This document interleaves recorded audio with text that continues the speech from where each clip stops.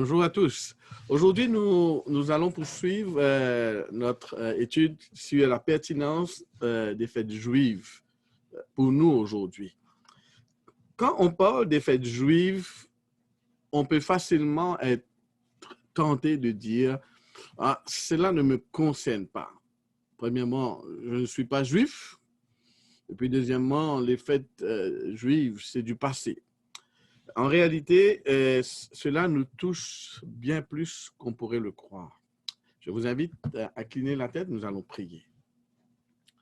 Dans notre Père, notre Dieu, nous voulons te rendre grâce, te remercier de ce que tu nous donnes cette possibilité d'ouvrir ta parole ce matin.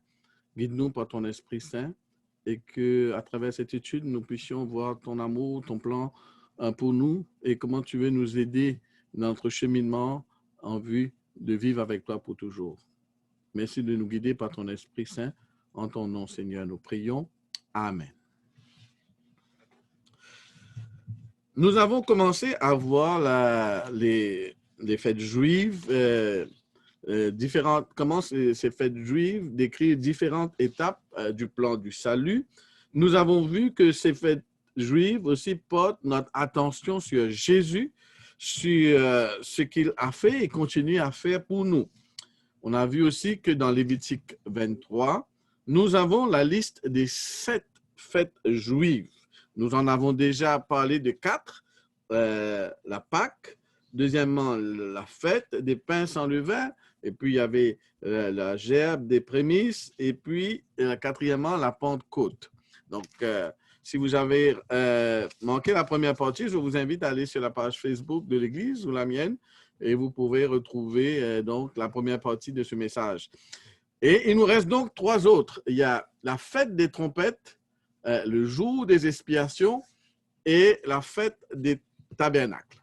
Et pour aujourd'hui, je vais être honnête avec vous, on va pouvoir couvrir que 2, ce qui veut dire qu'il y aura une 3e partie. Mais cette 3e partie, ce sera en live. Alors, ce qui est important de retenir, c'est que ces fêtes s'appliquent au ministère de Jésus.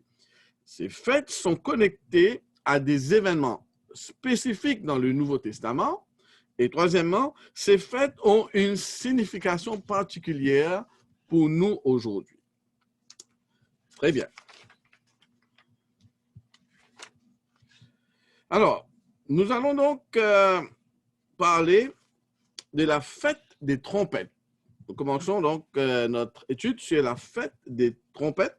Alors, nous allons lire justement dans Lévitique le chapitre 23 et à partir du le verset 24. Lévitique 23, le verset 24. Donc, il n'y aura pas de PowerPoint. Aujourd'hui, je vous invite à prendre vos Bibles et à suivre avec moi. Et il y aura des textes, beaucoup de textes. Et certains, je ne pourrai pas les lire, donc je vous inviterai à les noter. Vous pourrez les lire par la suite. Alors, Lévitique 23, le verset 24. Nous lisons. Parle aux enfants d'Israël et dit, le 7e mois, le 1er jour du mois, vous aurez un jour de repos publié au son des trompettes et une sainte convocation. Alors donc, c'est le 1er jour du 7e mois, était le mois du Tishri à l'automne. Donc, la fête des trompettes était célébrée 10 jours avant le jour des expiations, le Yom Kippour. Le but de cette fête des trompettes était justement d'annoncer la venue prochaine de la fête des expiations et de préparer justement le peuple en vue de la fête des expiations. Maintenant, dans l'Ancien Testament, comme dans le Nouveau Testament, les trompettes symbolisent l'intervention de Dieu dans l'histoire. La vie du peuple de Dieu, dans l'Ancien Testament, était intimement liée aux trompettes. On va donner quelques exemples. Je vais vous donner des références, mais par souci de temps, on ne va pas ouvrir les textes, mais vous pourrez les consulter par la suite. Alors, les trompettes étaient utilisées pour annoncer une bataille. Vous trouvez ça dans Juge, chapitre 3, verset 27 et chapitre 6, verset 34. Les trompettes étaient utilisées pour le couronnement d'un roi. par exemple, 2 Samuel 15, verset 10, les trompettes étaient utilisées pour le rassemblement du peuple. Nombre 10, verset 2 à 7. Les trompettes étaient aussi utilisées pour avertir en cas de danger. Et aussi, mais le plus souvent aussi, elle était utilisée dans le contexte de la liturgie du temple lors des guerres saintes. Lévitique 29, verset 9, ou Nombre 10, verset 9 à 10. Alors, on va voir cela dans un texte important quand on parle des trompettes dans Nombre, le chapitre 10. Nombre, le chapitre 10. Et nous lirons le verset 8 à 10. Nombre, chapitre 10, le verset 8 à 10. Un texte très important quand on parle des trompettes. Alors, nous lisons. Les fils d'Aaron, les sacrificateurs, sonneront des trompettes. Ce sera une loi perpétuelle pour vous et vos descendants. Lorsque, dans votre pays, vous irez à la guerre, votre ennemi qui vous combattra, vous sonnerez des trompettes avec éclat et vous serez présents au souvenir de l'Éternel, votre Dieu, et vous serez délivrés de vos ennemis. Dans vos jours de joie, dans vos fêtes, à vos nouvelles lunes, vous sonnerez des trompettes en offrant vos holocaustes et vos sacrifices d'action de grâce, et elles vous mettront en souvenir devant votre Dieu. Je suis l'Éternel, votre Dieu. Donc, vous remarquez, donc, ce qui est important, donc, et il parle de mettre en souvenir. En clair, les trompettes donnaient l'assurance au peuple de Dieu que, justement, que Dieu se souviendra d'eux quand ils seront attaqués par l'ennemi ou que Dieu se prépare à les délivrer. Dieu ne les a pas oubliés. Rappelez-vous, les murs de Jéricho, si vous lisez dans Josué chapitre 4, chapitre 6, verset 4 à 16, comment sont tombés les murs de Jéricho? C'est Dieu qui les a fait tomber, bien sûr, mais c'était au son des trompettes. Donc, les trompettes annoncent aussi le jour du Seigneur. Alors, on va aller dans Joël. Joël, le chapitre 2.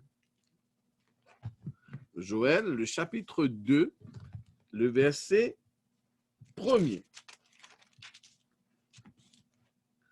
Les trompettes annoncent le jour du Seigneur. Je lis. Sonnez de la trompette en Sion. Faites-la retentir sur ma montagne sainte, que tous les habitants du pays tremblent, car le jour du Seigneur, car le jour de l'Éternel vient, car il est proche. Donc, ce que nous disons aujourd'hui, c'est que quand on parle des trompettes, les trompettes, donc pour résumer ce qu'on vient de dire, les trompettes annoncent que le Seigneur se souvient de ses enfants et qu'il s'apprête à les délivrer. Les trompettes annoncent l'apparition et l'intervention de Dieu. Les trompettes annoncent l'approche du jour du Seigneur et les trompettes annoncent le rassemblement du peuple de Dieu.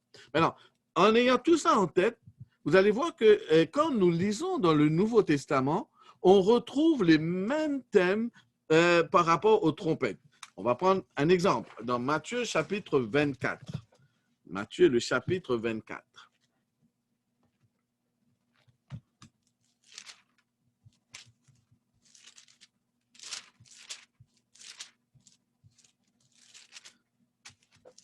C'est des textes très connus, mais c'est important de les revoir. Matthieu 24, lisons le verset 30. Donc, c'est un texte qui annonce justement la venue du Fils de l'homme.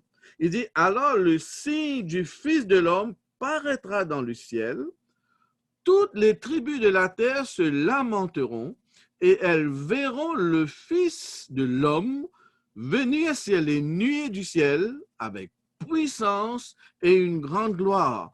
Il enverra ses anges avec la trompette retentissante. Ils rassembleront ses élus des quatre vents, depuis une extrémité des cieux jusqu'à l'autre. Permettez-moi de prendre un autre exemple. 1 Thessaloniciens, texte très connu aussi. 1 Thessaloniciens, le chapitre 4.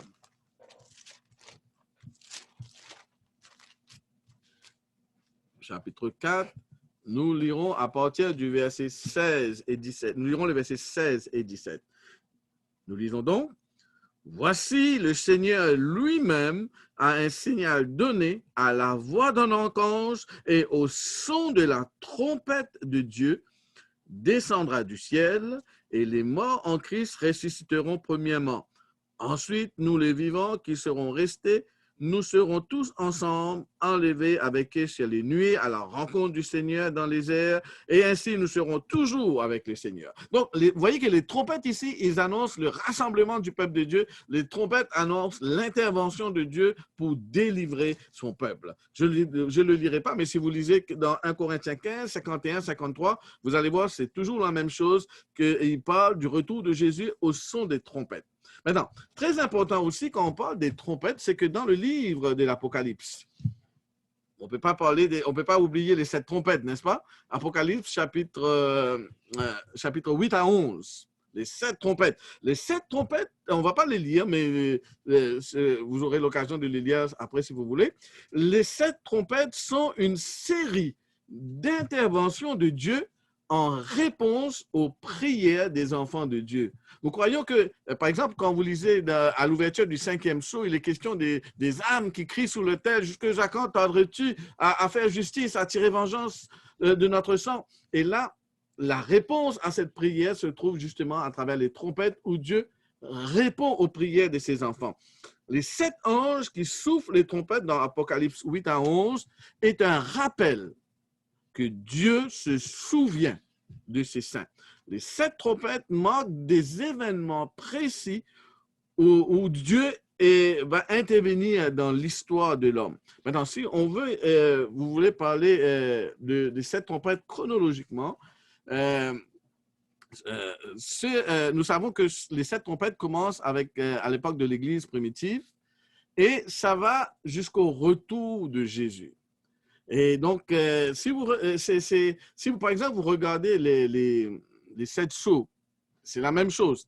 Les 7 sceaux, on commence, quand on ouvrit le premier sceau, il y a eu le cheval blanc. Le cheval blanc représente l'Église primitive. Et ça se termine avec le retour de Jésus. Le ciel se retira comme un livre quand il ouvrit le 6e sceau. Et le 7e sceau, c'est le demi-heure des silences dans le ciel. C'est pour vous dire que donc, les 7 trompettes et les 6 sceaux couvrent la même période, mais on ajoute des informations différentes. C'est intéressant de noter que quand vous regardez, que ce soit les sceaux ou les trompettes, ça commence avec une église contemporaine et ça se termine avec le retour de Jésus. C'est la même chose avec Daniel 2.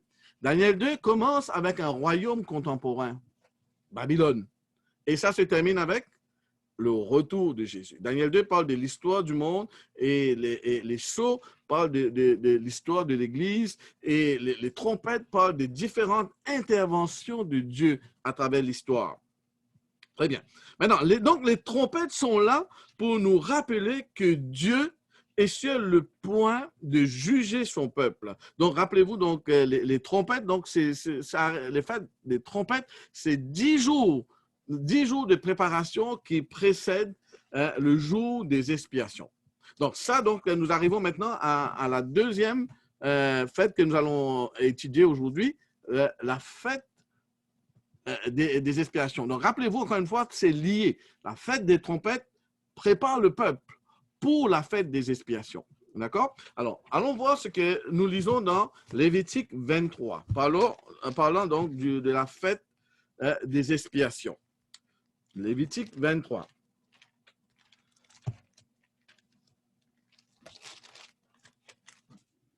Lévitique 23, le verset 25. Nous lisons: Vous ne ferez aucune œuvre servile et vous offrirez à l'Éternel des sacrifices consumés par le feu. L'Éternel parla à Moïse et dit: Le 10e jour de ce 7e mois, ce sera le jour des expiations. Vous aurez une sainte convocation, vous humilierez vos âmes et vous offrirez à l'Éternel des sacrifices consumés par le feu. Donc, le jour des expiations, ou comme on l'appelle aussi le Yom Kippour, était pour le juif l'équivalent du jour du jugement. D'où notre interprétation de Daniel 8, 14, 2300 soirs et matin, puis le sanctuaire sera purifié. On sait que à l'aboutissement de ces 2300 soirs et matin, ce qui est le 22 octobre 1844, a débuté ce qu'on appelle le jugement investigatif. Le jugement investigatif. Donc, c'est la signification prophétique du jour des expiations. Mais aujourd'hui, je ne voudrais pas m'approfondir tellement sur l'aspect prophétique du jour des expiations. Vous connaissez tout ça très bien. Mais je voudrais aborder l'autre aspect important du jour des expiations. Pour le peuple de Dieu, le jour des expiations était d'une extrême importance. C'était une question même de vie ou de mort. Ce n'est pas étonnant que le jour des expiations, comme on l'a dit, était précédé de 10 jours de préparation avec la fête des trompettes. Maintenant, nous allons voir maintenant l'explication, comment pour le peuple d'Israël, ce moment-là était important et surtout, quelle est l'implication pour nous à travers ce que le peuple d'Israël a célébré, la manière qu'il célébrait la fête des expiations. La première chose, le premier aspect que je voudrais aborder, c'est la question de la confession des péchés. Il faut se rappeler que le service du sanctuaire s'est déroulé en deux parties. On en avait parlé un peu à travers l'école du sabbat. Il y a les services quotidiens et les services annuels, n'est-ce pas? Le service quotidien qui se déroulait dans le parvis et dans le lieu saint. Donc, si quelqu'un péchait, il amenait un animal. Il y avait toutes sortes de sacrifices qu'on pouvait faire, mais pour le besoin de l'explication, on va parler d'un agneau. Alors, imaginons quelqu'un, donc, il pêche, il amène un agneau en sacrifice, et là, le pécheur, donc, devait l'égorger, et il devait d'abord confesser ses péchés sur la tête de l'animal qu'il égorgeait, et ainsi, symboliquement, le péché était transféré dans le sanctuaire. Et à ce moment-là, le pécheur, il rentrait à la maison pardonné, parce que ses péchés ont été transférés de l'animal et à travers le sang, symboliquement transférés dans le sanctuaire. Et cela se répétait à travers tout le long de l'année où les péchés étaient constamment transférés dans le sanctuaire. Et ça nous amène au deuxième service, qui est le service annuel. C'est le service qu'on appelle le jour des expiations ou qu'on appelle la purification du sanctuaire. C'était le jour où les péchés accumulés dans le sanctuaire pendant toute l'année étaient lavés. De quelle manière cela se faisait? D'abord, c'était que le souverain sacrificateur qui est officier. Il entrait une fois par an dans le lieu très saint et il prenait deux boucs, un bouc pour Azazel, un bouc pour l'Éternel, et il faisait le sacrifice du bouc pour l'Éternel. Et à travers cela, il faisait la purification du sanctuaire et il revenait et transférait les péchés symboliquement sur le bouc pour Azazel ou le bouc émissaire et qui était lâché au désert. Maintenant, ce qui est important, c'est que à travers la purification du sanctuaire, tous les péchés qui étaient accumulés symboliquement dans le sanctuaire pendant l'année étaient définitivement lavés. C'est-à-dire que c'est à ce moment-là que le pécheur était définitivement pardonné. Mais il y avait quelque chose de très important, il y avait des choses importantes que le pécheur devait faire pour arriver à un moment où tous ses péchés sont pardonnés. D'accord? Il y a ce qu'il ne peut pas faire, c'est-à-dire l'intercession du souverain sacrificateur, ça ne dépend pas de lui. Mais il y a des choses que lui, il pouvait faire. Et ça, c'est important pour nous de bien comprendre cela. Maintenant, la première chose à noter, c'est que seulement les péchés qui étaient pardonnés pendant l'année, c'est-à-dire à travers le service quotidien, quand le pécheur venait tous les jours où ils amenaient l'animal, ils confessaient leur péché, que le péché était transféré dans le sanctuaire, c'est seulement les péchés qui étaient pardonnés, qui étaient transférés dans le sanctuaire, qui étaient définitivement pardonnés et lavés et que le pécheur était déclaré purifié. Alors, quelle est l'application pour nous?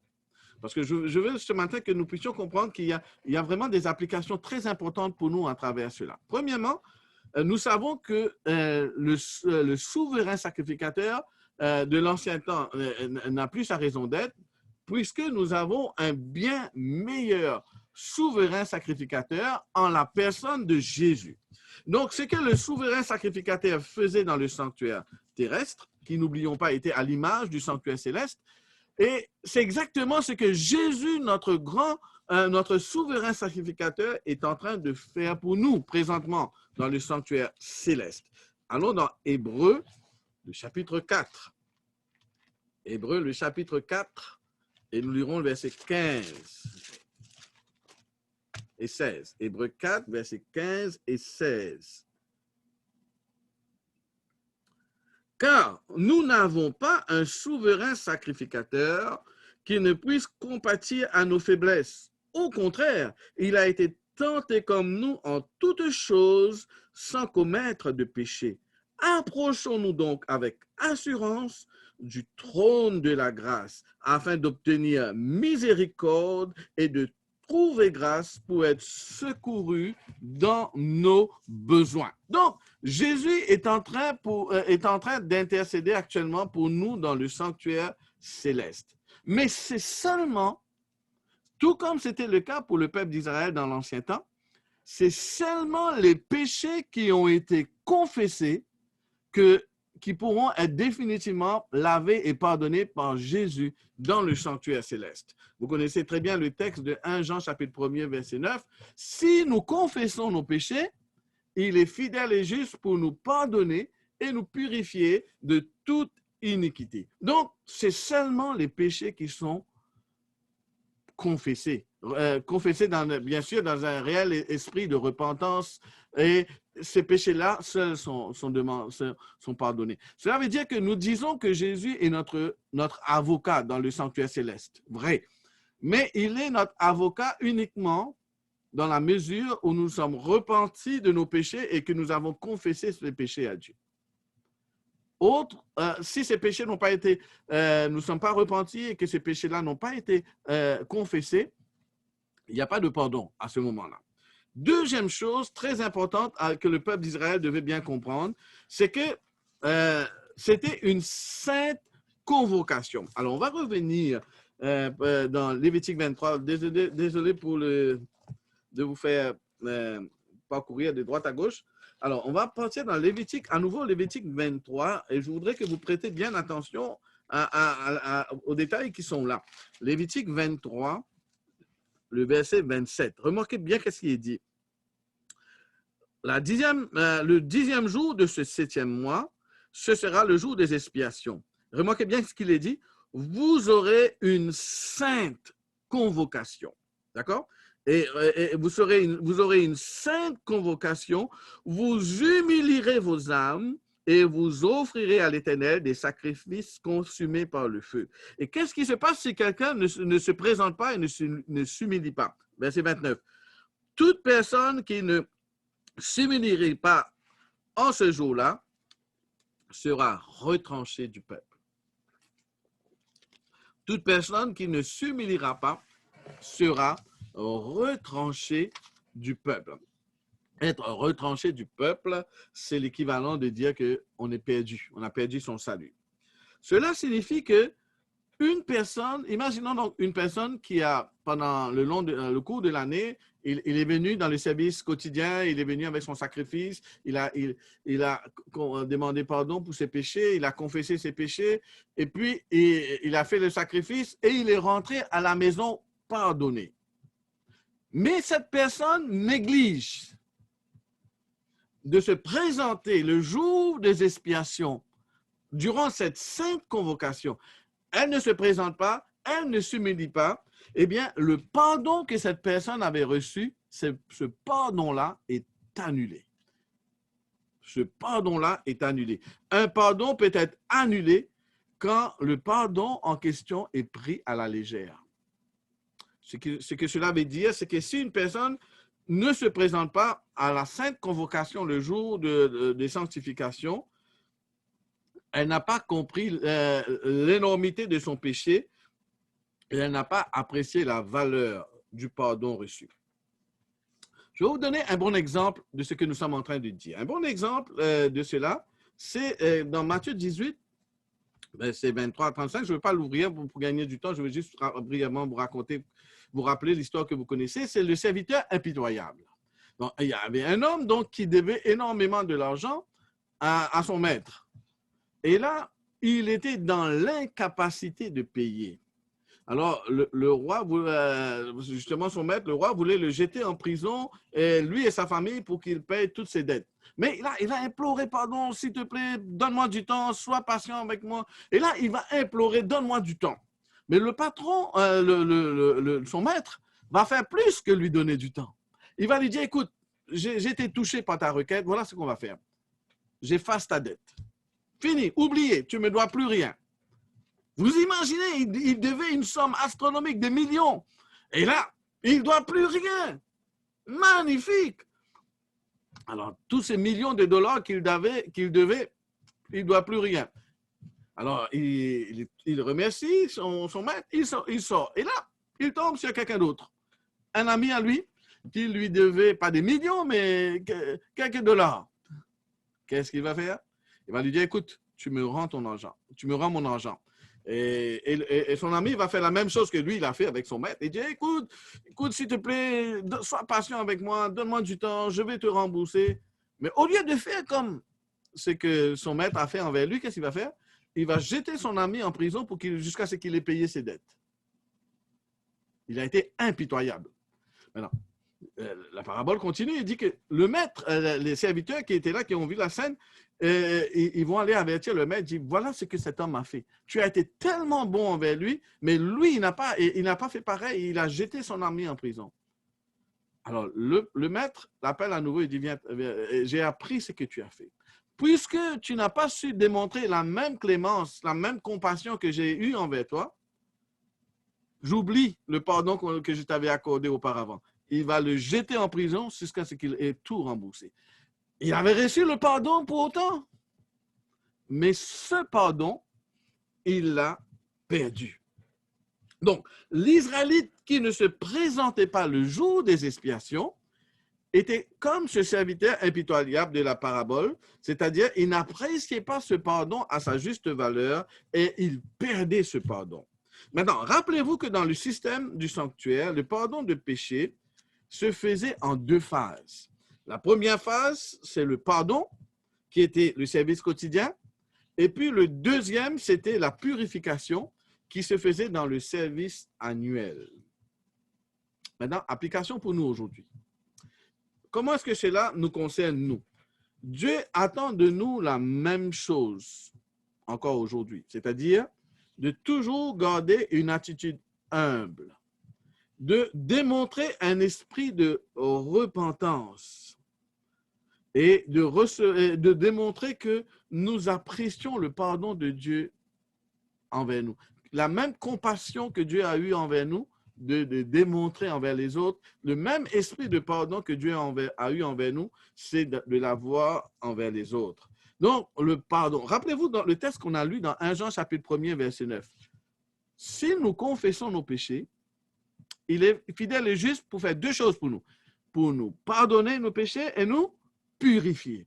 Les deux choses qui se faisaient le jour des expiations, c'est-à-dire dans le service du sanctuaire, le pardon tout le long de l'année et la purification le jour des expiations. Tout cela se retrouve en Jésus. Si nous confessons nos péchés, il est fidèle et juste pour nous pardonner et nous purifier. Cela veut dire que quand on reçoit le pardon de Dieu, le pardon de Dieu a une puissance transformatrice. Le pardon de Dieu crée en nous un désir de l'aimer et de le servir plus. Amen.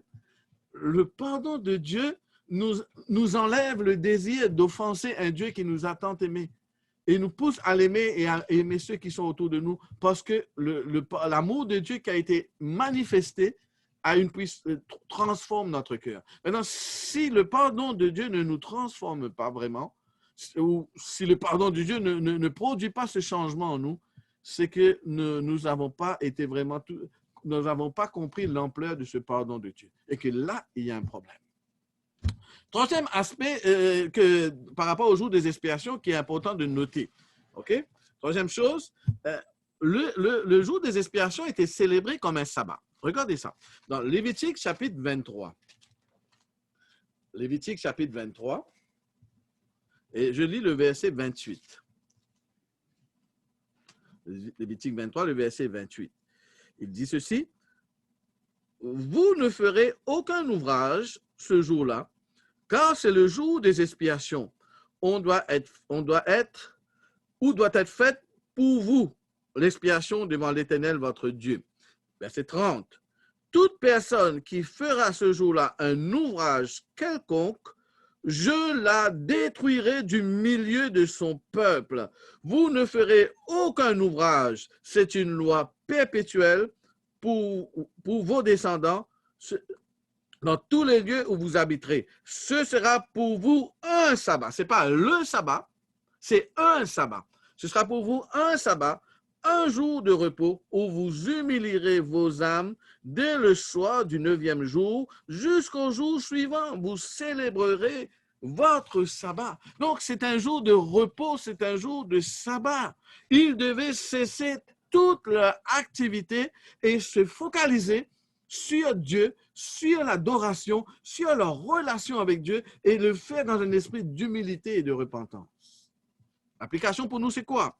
C'est un rappel que nous pouvons nous reposer, parce que le sabbat, c'est le repos, n'est-ce pas? Nous pouvons nous reposer entièrement sur Jésus pour notre action, pour notre salut. Pardon. Notre salut ne nécessite aucune action de notre part. C'est le sabbat, c'est le repos en Jésus. Jésus a tout payé sur la croix. Il a tout payé. Maintenant, nous, c'est d'accepter ce repos que nous avons en Jésus. Ce repos, c'est-à-dire, nous n'avons pas besoin de gagner le ciel, de gagner notre salut. Nous devons nous reposer en Dieu et en sa grâce. C'est un Dieu qui nous sauve, c'est un Dieu qui nous pardonne, c'est un Dieu qui nous purifie. Et c'est Dieu qui fait cela. C'est un sabbat pour nous. Le serviteur impitoyable n'a pas fait... en fait, le serviteur impitoyable dans la parabole que nous venons de voir, ce serviteur impitoyable n'a rien fait pour mériter que son maître lui pardonne ses dettes, n'est-ce pas? Il n'a rien fait. En fait, il y a aucun... si ses dettes ont été enlevées, il n'a aucun mérite dedans. C'est une grâce. Mais lui, au lieu d'apprécier la grâce,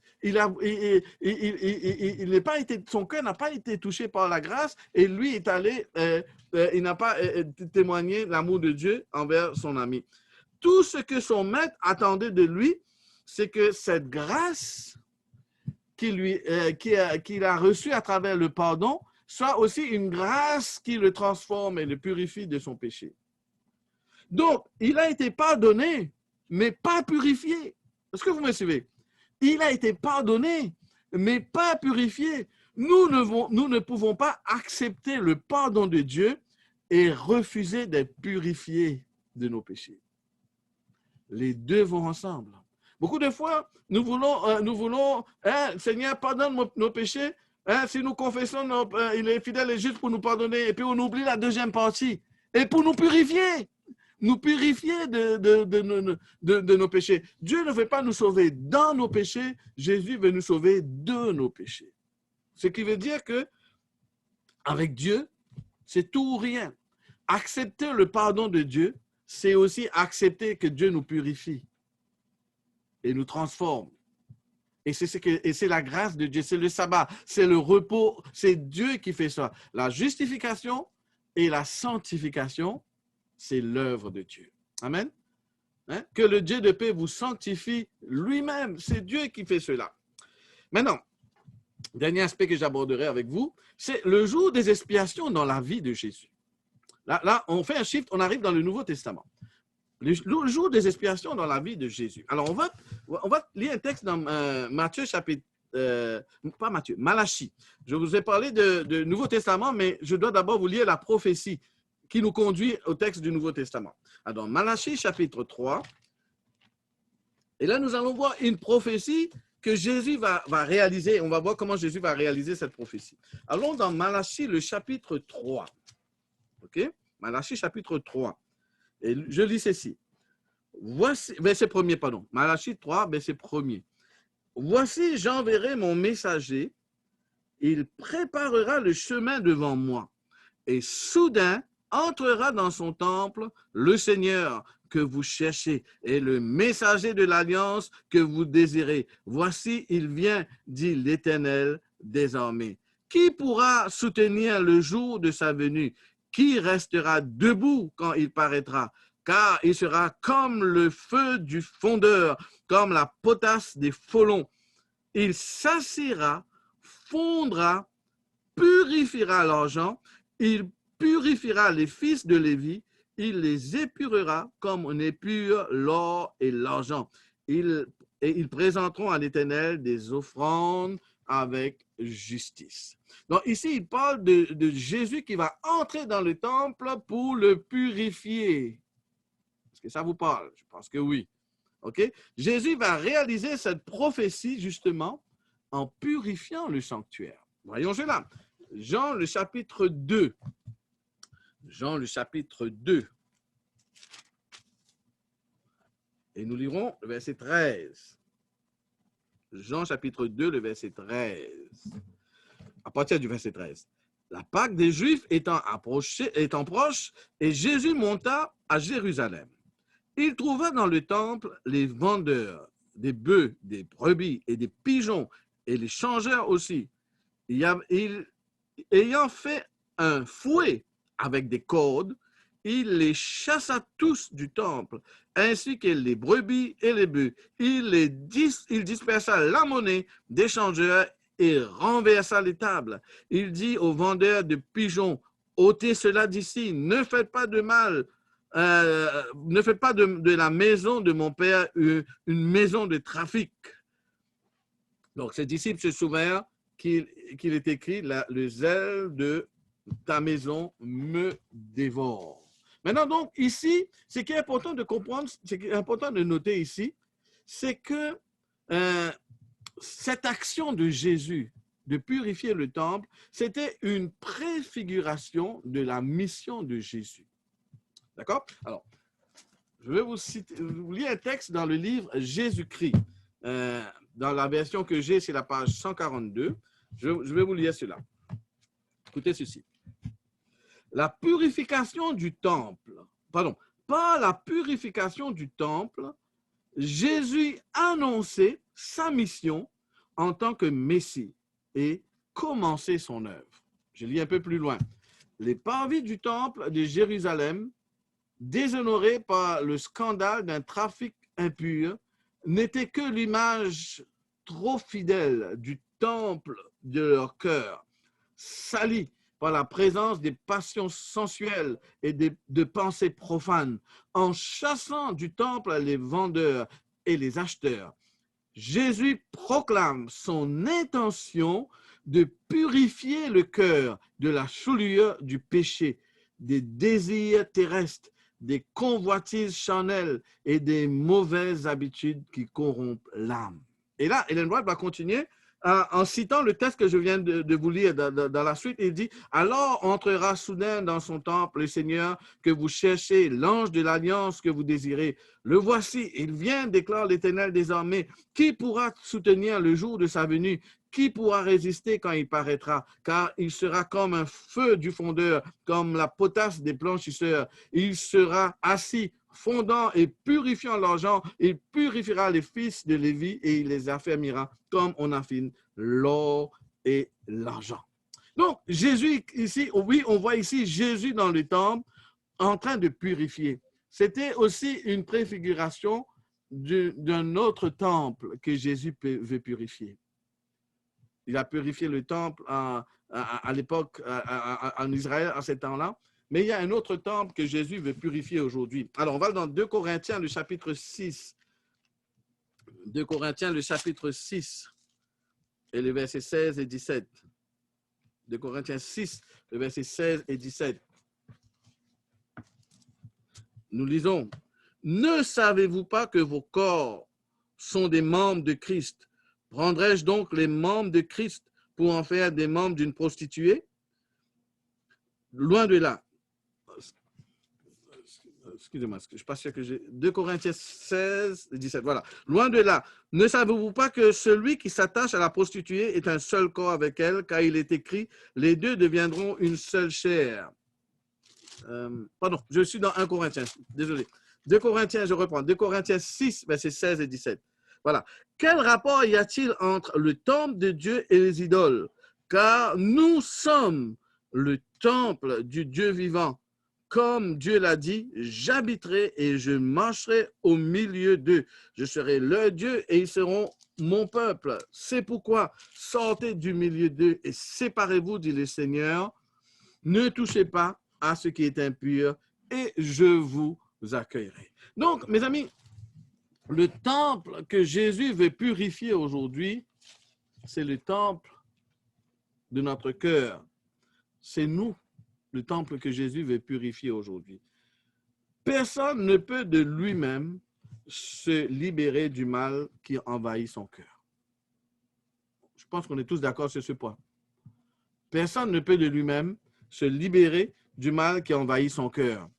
Le Christ est le seul capable de purifier le temple de l'âme. Ça aussi, je l'ai pris dans le livre Jésus-Christ. Mais il ne force personne. Dans Apocalypse 3, verset 20, il est dit, « Voici, je me tiens à la porte et je frappe. Si quelqu'un entend ma voix et ouvre la porte, j'entrerai chez lui, je souperai avec lui et lui avec moi. » Sa présence purifiera et sanctifiera l'âme et fera d'elle un saint temple au Seigneur, une habitation de Dieu en esprit. Mais il ne le fera pas contre notre volonté. Dieu veut aujourd'hui purifier le temple de notre cœur, le temple de notre âme.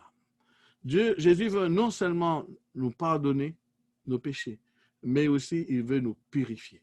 Si nous confessons nos péchés, il est fidèle et juste pour nous pardonner nos péchés et nous purifier de toute iniquité.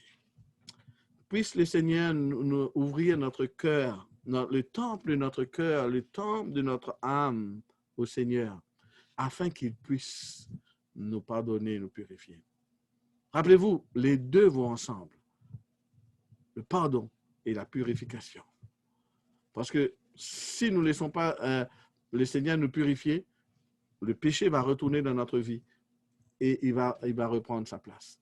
Que le Seigneur nous aide afin que nous puissions laisser le Seigneur, comme il a purifié le temple à l'époque, en ces temps-là quand il était sur terre, il veut faire la même chose pour vous et pour moi aujourd'hui. Que le Seigneur nous bénisse et nous garde et nous aide à vivre cette expérience. Amen.